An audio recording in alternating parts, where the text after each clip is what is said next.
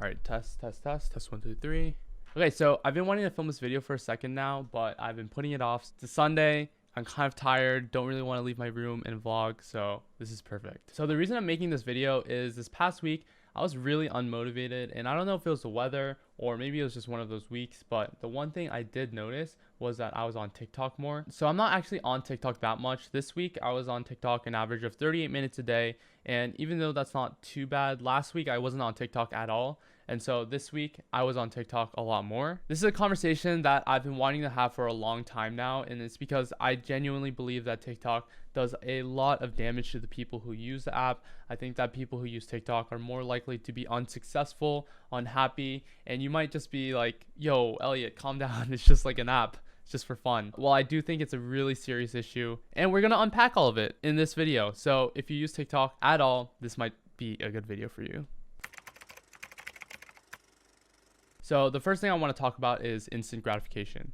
On TikTok, it's really similar to Vine where the videos are super short and it's super low commitment. If you don't like what you're watching, even in the first second or 2 seconds, maybe even less than a second, if you're not interested, all you have to do is swipe. Then TikTok will feed you another piece of content. And that's the thing, you can literally just swipe the moment you're not interested anymore. And that is instant gratification. Instant gratification is pretty much the equivalent of being impatient. You know, if you're patient while watching a TikTok, then maybe even if it wasn't that interesting, you'd stick around to the end. But when is the last time that you would watch a TikTok if in the first 5 seconds it wasn't interesting to you, right? And normally people don't even give it 5 seconds. People give it literally less than a second. So I want to talk about instant gratification because instant gratification actually makes you more likely to fail in life, while the opposite, delayed gratification, makes you more likely to succeed. And not only succeed, but actually be happy. So let's get into this. So there was this really famous experiment done at Stanford which kind of measured delayed gratification's effect on success and happiness. So what these researchers did is, one by one with each of these children, they said, hey, I'm going to leave the room for a little bit. This marshmallow, I'm going to leave right here. If you don't eat this marshmallow by the time I get back, then you'll get 2 marshmallows. These children were 4 to 5 years old and everyone likes marshmallows when they're a kid. So basically, the kids, they have this choice. Do I eat this 1 marshmallow right now? Or do I wait until the professor or, the adult comes back and I'll get 2 marshmallows? So I'll put in some footage here of what actually went down. Some kids were jumping up and down, they really wanted to eat the marshmallow, but then they're like, no, I don't want to eat it.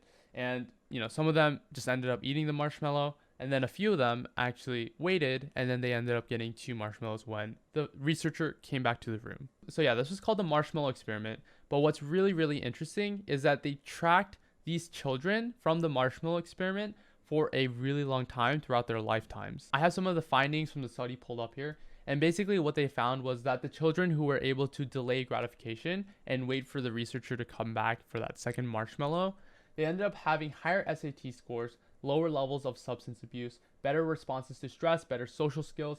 In general, these children ended up growing up to be happier as well as more successful. And this just makes sense, right? It's the equivalent of going to the gym, putting that in that extra rep, which might be extremely tough, but by pushing yourself in the short term, in the long term, you're going to be stronger and see more progress at the gym. And it's really similar to something like school, right?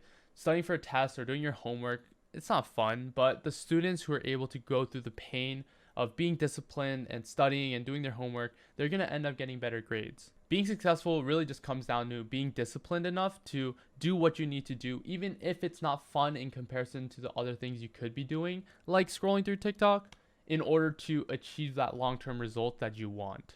Going back to the school example, someone who's scrolling through TikTok or, procrastinating instead of doing their homework or studying for a test, it's not like they don't want to do well in school. Pretty much everyone who's a student wants to do well in school, right? But the difference between a student who procrastinates and gets distracted and a student who actually studies for a test is that the student who actually studies for a test is able to put off the temptations of a distraction and actually go through the pain of studying in order to achieve the result they want.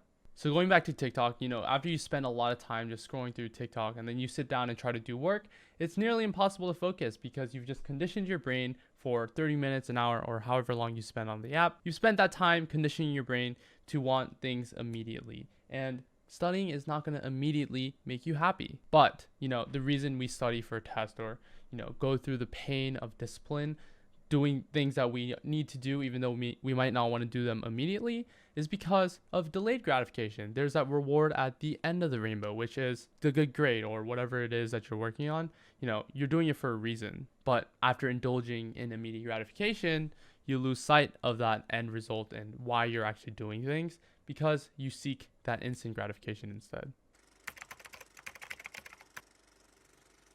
I'm going to read you a quote from this guy named Epictetus. He's a philosopher from over 2,000 years ago. This quote is actually the whole reason I decided to make this video. I think it's extremely relevant, and I think it's crazy that this guy from over 2,000 years ago said something like this, which is still relevant to this day in 2020. Okay, the quote's kind of long, so stick with me here.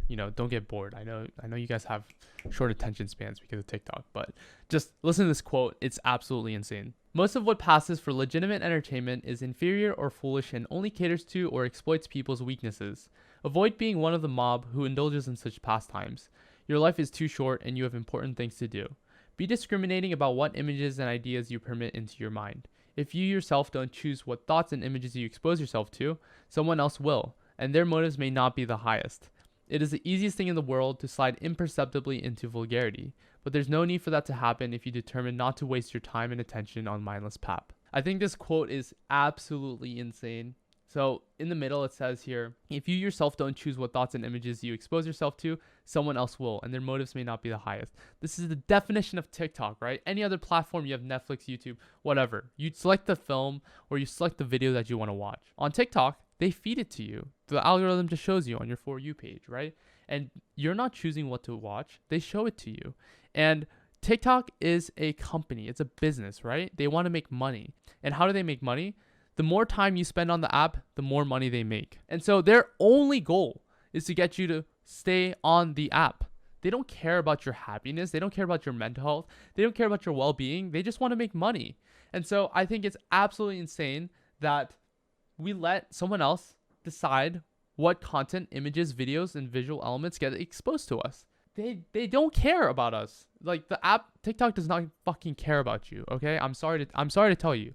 They do not care about how much money you make or how happy you are or any of that. All they care about is, can they get you to keep swiping on the app? And it's not their fault. That's their business, Like, that's what they're designed to do.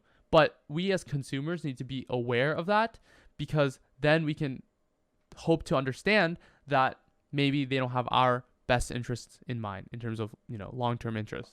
The quote says, their motives may not be the highest. TikTok's motive is just to make money off of you. I'm sorry, it's true. They want your attention so that they can put ads in front of your face and get paid for those ads. Another part of this quote that I love is, be discriminating about what images and ideas you permit into your mind. This reminds me of the saying, you are what you eat. Everyone knows, eat healthy and it's going to make your body feel better, right?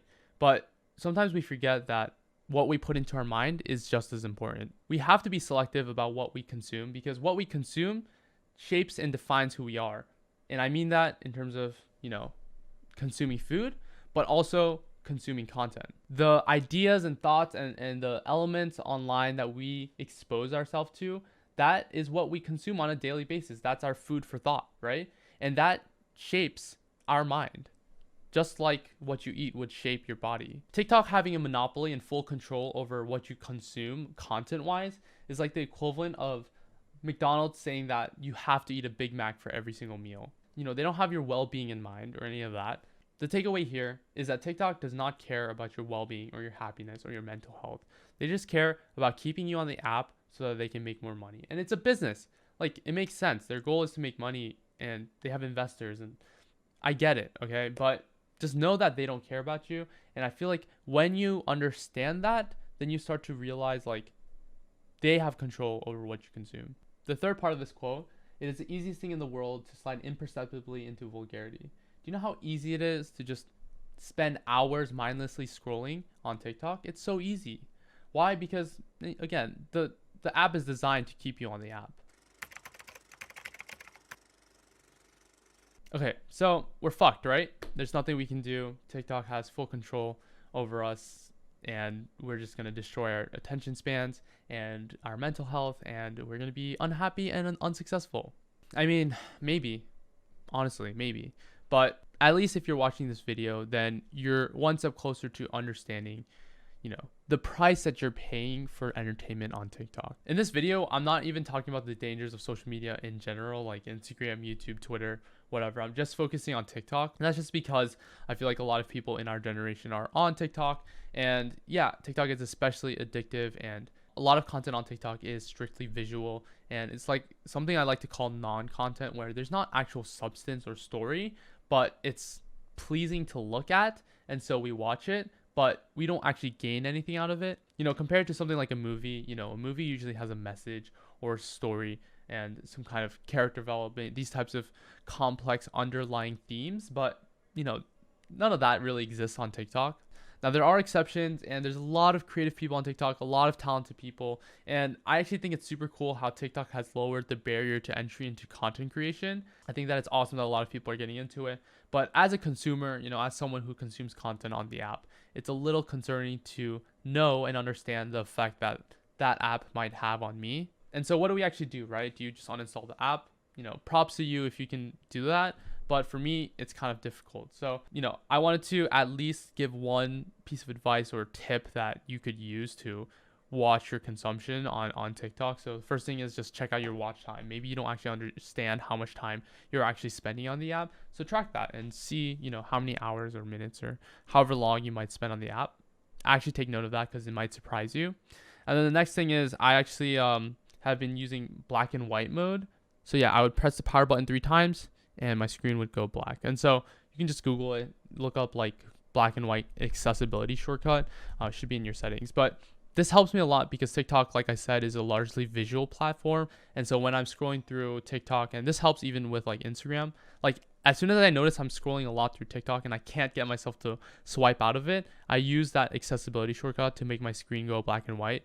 And then suddenly everything on the app is kind of less interesting, and it makes it a lot easier for me to click away and do what I need to do. That's the one actionable piece of advice I can give. I'm still navigating, how do I balance, entertainment with the other things I need to do in my life, but I wanted to at least give you guys that. And yeah, I didn't even talk about the other dangers of social media, include, comparing yourself to other people and what the fact that has on kids and the hypersexualization on TikTok and all that other stuff. But I did want to talk about, instant gratification and the idea of being selective with what you consume. So yeah, that's pretty much all I had for this video. I've got my notes written down here, and if you made it to the end of this video, hopefully that means you have a decent attention span and it hasn't been completely destroyed by TikTok yet. And yeah, I know the title of this video, it's a little bit dramatic, but honestly, I fear that for our generation growing up on TikTok right now, the title of this video may very well be their reality if we don't have conversations about this type of stuff. Hope you enjoyed this video. Let me know what you think down in the comments. Would love to continue to have this conversation with you guys. I'll see you in the next one.